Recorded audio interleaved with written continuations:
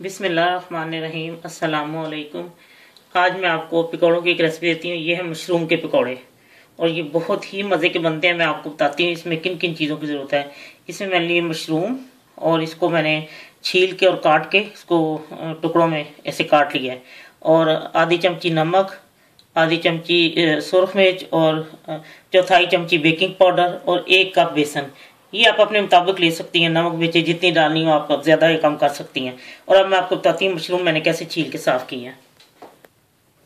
ये मैं देखिए मैंने मशरूम लिए हैं इस तरह, उसको इस तरह निकाल के और इस तरह छीला है उसको।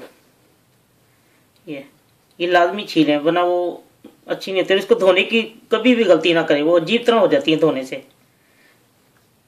लोग छीलते नहीं है, धो लेते हैं, तो वो जो है ना वो नहीं सही, क्योंकि वो कटती भी नहीं सही है। और वो ये ऐसे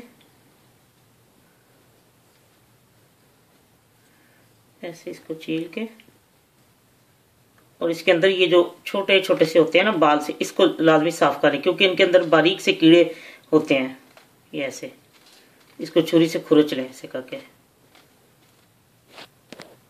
ये मैंने इसको साफ कर लिया। ये अंदर से जो बारीक बारीक बाल है ना वो सारे उतार दिए।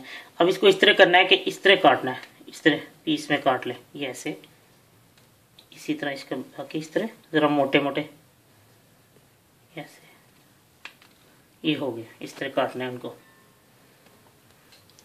ये बेसन मैंने 1 कप लिया और छान लिया इसको, क्योंकि उसमें गुठलियाँ से होती हैं, पानी डालने से बहुत तंग करती हैं, हाली नहीं होती। तो ये बीच में बेकिंग पाउडर, अगर आपके मीठा सोडा तो मीठा सोडा डालें, कोई इसमें नहीं है उसमें। ये नमक और सुरख मिर्च। अब मैं इसको पानी से घोलती हूँ, देखते हैं कितने पानी की ज़रूरत है इसके लिए। ये मैंने इसको घोल लिया, बस इतना गाढ़ा, बहुत ज़्यादा पतला भी ना हो, बहुत ज़्यादा गाढ़ा भी ना हो। अब ये मैं इसको कुछ देर रखती हूँ 5 मिनट के लिए, फिर मैं आपको दिखाती हूँ मैंने कैसे वो फ्राई करने हैं पकौड़े। अब मैं मशरूम को इसमें डाल लेती हूँ ये, और बस इसको डिप कर कर कैसे बीच में डालते जाना है एक एक।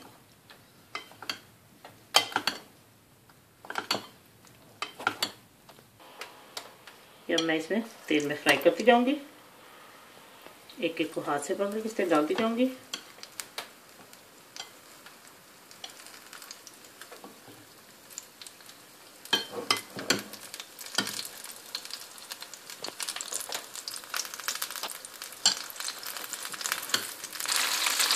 लीजिए ये तैयार है।